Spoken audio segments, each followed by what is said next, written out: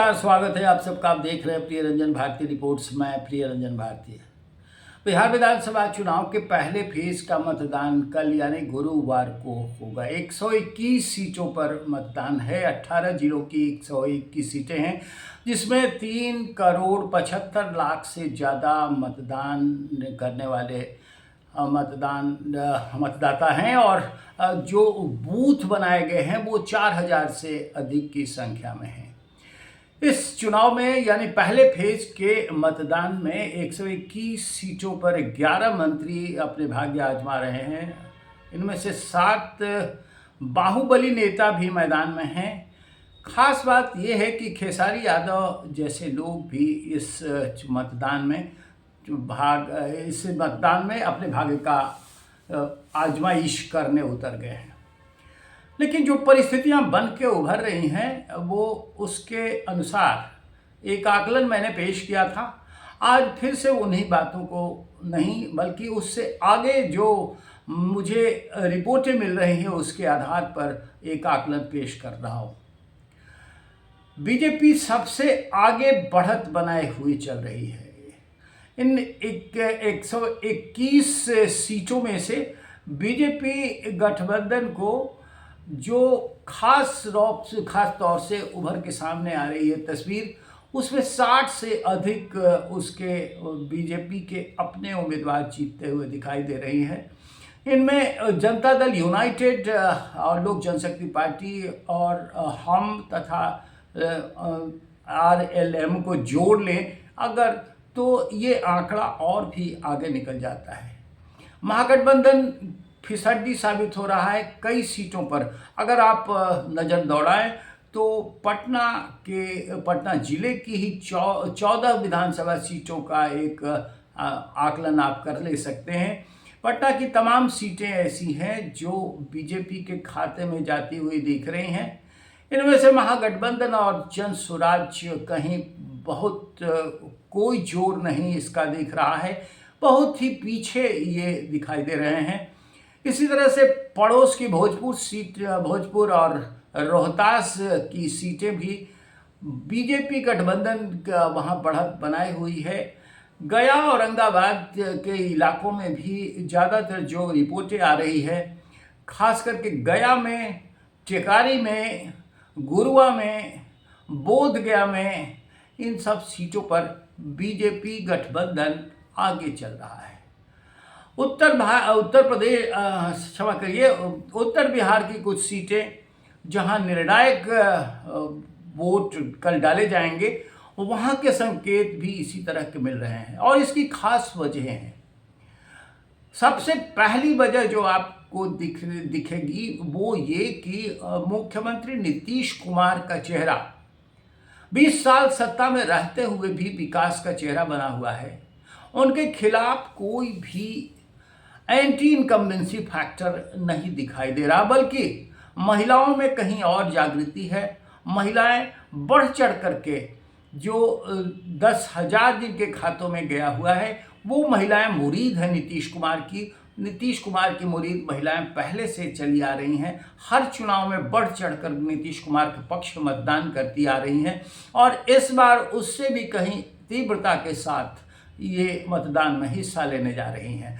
इनका रुझान साफ दिख रहा है। आप कहीं भी जाएं, महिलाओं के बीच की बातचीत को अगर आप गौर फरमाएंगे तो साफ दिखेगा कि नीतीश कुमार के वो मुरीद हैं, नीतीश कुमार के पक्ष में मतदान करने के लिए आगे आ रही हैं।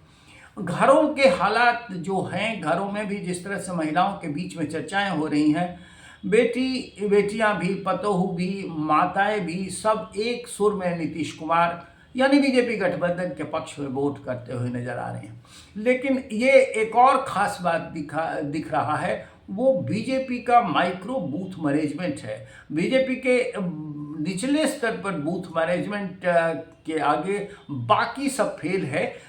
बाकी दलों का उस तरह का मैनेजमेंट कहीं नहीं दिखाई दे रहा। उनके कार्यकर्ता, उनके नेता, चुनावों में काम करने वाले उनके अभिकर्ता और बड़ा एक नेटवर्क बूथ स्तर पर काम कर रहा है और पिछले कई महीनों से उनकी जो जिम्मेदारियां दी गई हैं बूथ स्तर पे, क्षेत्रों में खास करके विधानसभा सीटों के उन सेगमेंट्स में जहां वोट एनडीए के पक्ष में नहीं जाता है, उन सेगमेंट्स में वो काम कर रहे हैं। अगर बीजेपी गठबंधन में कहीं कोई रिफ्ट है आपस में घटक दलों के बीच में, तो उनको चिन्हित करके वो विशेष तौर पर उस प्रयोजन को साधने में लगे हुए हैं। और ये बूथ मैनेजमेंट, इस तरह का माइक्रो मैनेजमेंट बीजेपी को आगे करने के लिए काफ़ी हद तक अब निर्णायक साबित होने वाला है।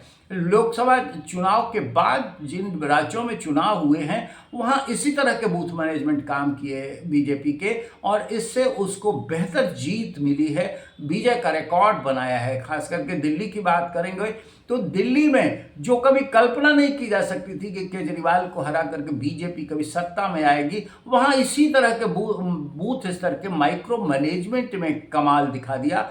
हरियाणा में, राजस्थान में, मध्य प्रदेश में, सब राज्यों में इस तरह की अगर नहीं हुई थी तो झारखंड के चुनाव में इस तरह का booth management, micro management BJP ने नहीं किया था, और उसके परिणाम भी आपके सामने हैं। तो बिहार में जहां कहीं भी कोई चूक है, जहां कहीं भी वोटों के हस्तांतरण में बीजेपी को लगता है कि यहां कोई चूक रह जाएगी, उन सभी क्षेत्रों में, और इसके अलावा भी तमाम विधानसभा क्षेत्रों में सेगमेंट वाइज अलग अलग लोगों की जिम्मेवारी जिस टीम को दी गई है, वो टीम सिर्फ वोटों के हस्तांतरण के लिए, वोटों को एक तरफा बीजेपी की तरफ कास्ट होने के लिए काम करती रही है।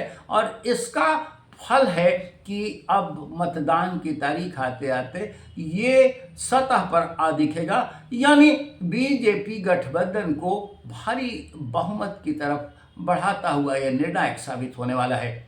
अब इसके अलावा भी अगर आप गौर करिए तो महागठबंधन में जिस तरह से आपस में लोगों की खींचतान है, जिस तरह से एक नैरेटिव सेट करके लोग चल रहे हैं, खास करके कांग्रेस ने जिस तरह से पैर खिंचाई की उसे, और फिर बीजेपी गठबंधन के मुकाबले महागठबंधन के विभिन्न घटक दलों में न तो कोई इस तरह का सामंजस्य स्थापित होता हुआ दिखा, और न ही कोई धार दिख रही है जिसकी वजह से लोगों का, और इसके ठीक तुलना में बीजेपी के प्रति आश्वस्ति और भी नीतीश कुमार के प्रति लोगों का बढ़ता हुआ कई कारणों से, विकास की छवि के कारण और बिहार की बदलती तस्वीर के कारण, ये लगातार बीजेपी को आगे बढ़ाता हुआ चला जा रहा है।